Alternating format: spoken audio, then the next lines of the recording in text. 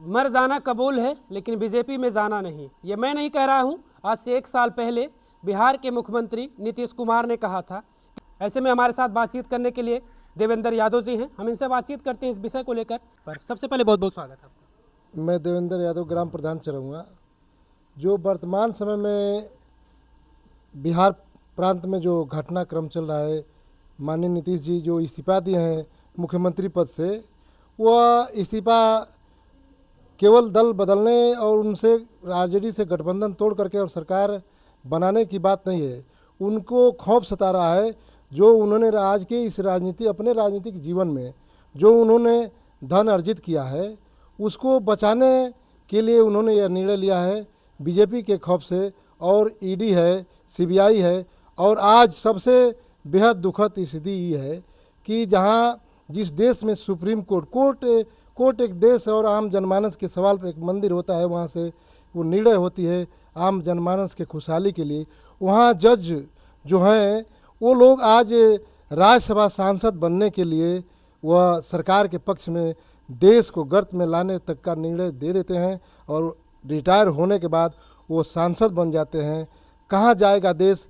आम जनमानस, जहाँ आप ले लीजिए कांग्रेस के ज़माने में, हम लोगों के जन्म के पहले से कांग्रेस ने सदियों तक देश पर शासन की है और पूरे प्रदेश में, जैसे अभी आप जवाहर नवोदय विद्यालय की बात लीजिए तो यह योजना यह कांग्रेस की ज़माने की है, जहां गरीब बच्चे चयनित होकर के और निःशुल्क शिक्षा उनको दी जाती है और वह उच्च पदों पर जाने का काम करते हैं। यह सोच कांग्रेस की ज़माने की है।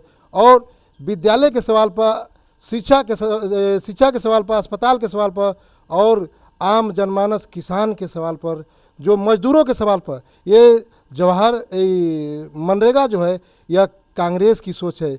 यह लगातार दूसरा कार्यकाल चल रहा है माननीय मोदी जी का, लेकिन कोई आम जनमानस के लिए या किसान हो चाहे कोई निजी सवाल, सार्वजनिक सवाल पे जनता के हित में उन्होंने कोई ऐसा कार्य नहीं परोसने का काम इस सरकार ने की है जिससे आम व्यक्ति लाभ ले सके। नीतीश कुमार को लग रहा था कि सत्ता में भाजपा है और बिहार का विकास सही तरीके से नहीं हो पा रहा है, तो उन्हें लगा कि केंद्र में भी भाजपा है, कई राज्यों में भी भाजपा है, अगर हम भाजपा के साथ जुड़ते हैं तो शायद बिहार का विकास और बेहतर हो सके। नहीं, ये नहीं है। नीतीश कुमार को ऐसा भय सता रहा था कि आज जब हम जहाँ खड़े हैं और यह पौधान मेरा 11,000 वोल्टेज वाला नंगा तार के पास मैं खड़ा हूँ, यहाँ से हटना ज़रूरी है, नहीं तो जो पूरे जीवन में मैंने इकट्ठा किया है वो चला जाएगा ईडी और सीबीआई के।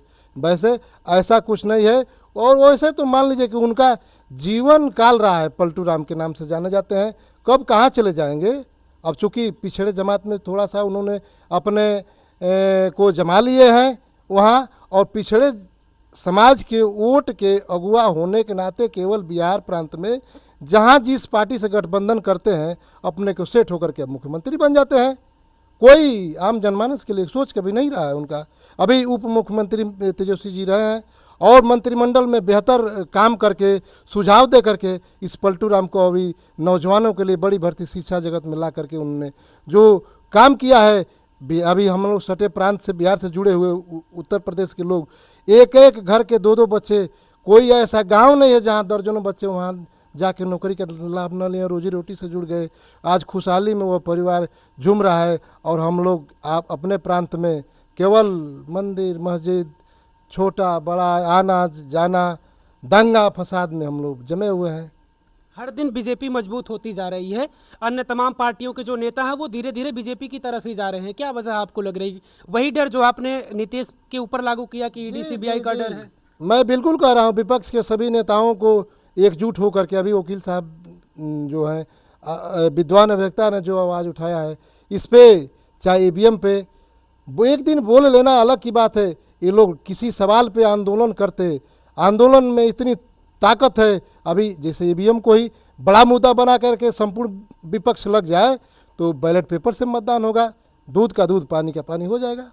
विपक्ष कमजोर दिख रहा है। सुप्रीम कोर्ट के वकील रोड पर आ रहे हैं और तमाम जगहों से तमाम कोर्ट के वकीलों को देखा जा रहा है कि वो रोड पर आ रहे हैं, ईवीएम हटाओ का नारा दे रहे हैं। विद्वान वकील को धन्यवाद ज्ञापित करता हूं कि उन लोगों के पास कोई भय नहीं न है, और ये लोग तो सभी दल के लोग सभी दल के लोग जो प्रमुख पार्टियां चला रहे हैं, चाहे क्षेत्रीय पार्टी हो चाहे राष्ट्रीय पार्टी हो, इन लोगों के पास कहीं ना कहीं वही भय सता रहा है जो अभी पलटू राम को सताया, वही भय इनके पास भी है। नहीं तो आगे आना चाहिए। इसके पहले माननीय नेताजी का समय था, युग था, आज स्वर्ग में है। उस जमाने में शरद यादव ऐसे तमाम लोग हैं, जो हरकिशन सिंह सुरजीत हैं, ये लोग एक जमाना था।